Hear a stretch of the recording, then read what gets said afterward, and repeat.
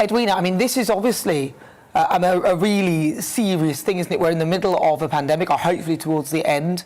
I know that you've had your experiences as well. What do you think that Matt Hancock and will be thinking and going through right now? Oh, he'd be having the most horrible weekend of his life. And there is a little bit of me that says, well, he probably deserved it. He brought this on himself, as you mentioned in your earlier discussion. It looks as if this private arrangement of his has been going on for some time. Now, you can do what you like in your private life, but basically you have to keep it a secret. And he wasn't able to do that. My guess is that probably it wasn't entirely a secret either, because he was seen out and about. Now, your private life is one thing. I like ministers to be judged on the results that they get. And I think in the last year or 14 months or so, I think Matt Hancock has been an absolutely brilliant health secretary, really made a cracking good job of tackling the pandemic. Once they got their heads around the idea that actually it was a pandemic, it wasn't going to go away, it wasn't trivial, it was going to kill people in very large numbers unless we started taking some really dramatic action. And I think he should take credit for the fact that, for example, 84% of adults in this country have had their first jab. 84%? Who'd have thought that? I mean, that is absolutely fantastic. We're well ahead of other countries. We're now the most vaccinated country in the world. And I think it's 61%, or slightly more than 61%, have had their second jab. That's the best protection against COVID. And that is something that has been heavily promoted and brought on. Matt Hancock, I think, should take a great deal of the credit for that. The only problem is, though, as you mentioned, I agree. I mean, what's in your private life is your private life. We're not interested. I don't want to know.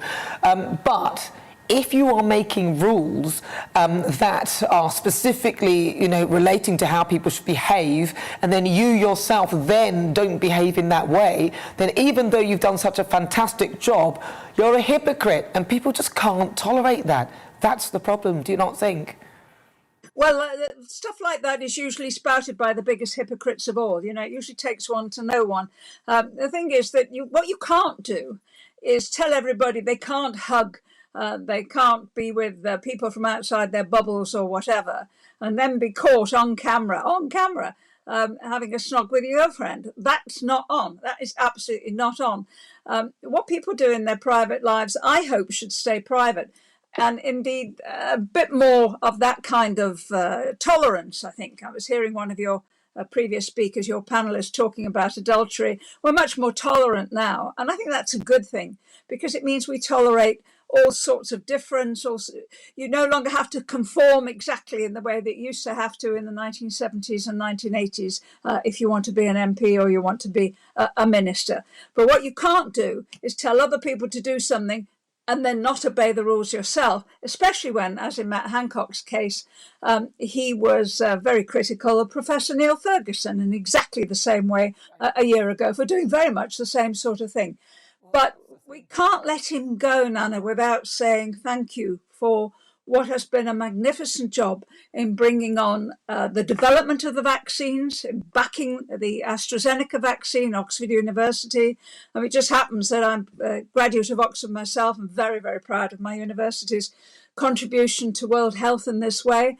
Not just that, but bringing the vaccination program on, getting it organized, getting all the digital infrastructure that actually makes it happen, getting the businesses arranged, and making sure that those billions and billions of pounds of money are there.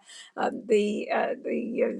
the digital work, all the genetic work, which also tells us all about the variants. We know more about the variants in this country than they do in many other countries. We're testing about 1 million people a day. So that's how we know how it's going in this country. We've become well ahead of the game. And a great deal of that, I think, is due to Matt Hancock. And we should be thankful for him. And we should give him that credit, in my view. I mean, I think you're absolutely right there. I am a hypocrite myself, of course, but I'm not making those sort of rules. I mean, I tell my daughter, well, put your phone down, do this, get you stop, and then I'm actually on my phone and I'm doing all the stuff that I've told her not to do. I am a total hypocrite. I totally get it. But, but the thing is, in this instance, this was a serious sort of breach, and unfortunately, a lot of people wouldn't take him seriously moving forward. So what's next for him? What does he do now? Is he totally out? What does it mean? Well, Well, no, you're absolutely right that when you're at the pinnacle, when you're at the right, absolutely at the top, then your behaviour has to conform to the very highest standards, if at all possible. I mean, I always say to people that want to be MPs or are thinking of becoming ministers, just be aware your life is not your own from there onwards, and you're always going to have to act as if God is watching. Because you know what, there's a camera somewhere, God is watching, and you're going to be judged on higher standards than most normal people, including by those normal people. What will Matt Hancock do next? I think he will have to sort out his family and do a lot of apologising, not just to his children, but his parents and everybody else. And then he'll sleep for a while, because my guess is that he's been working such very long hours in recent years. I mean, the obvious question is, how on earth does anybody get time to misbehave when they work such long hours as secretaries of state have to do these days? And then he might just swap jobs with Saeed Javid and take on some very significant but obscure role in the City of London and earn a great deal of money. He's an extremely able person.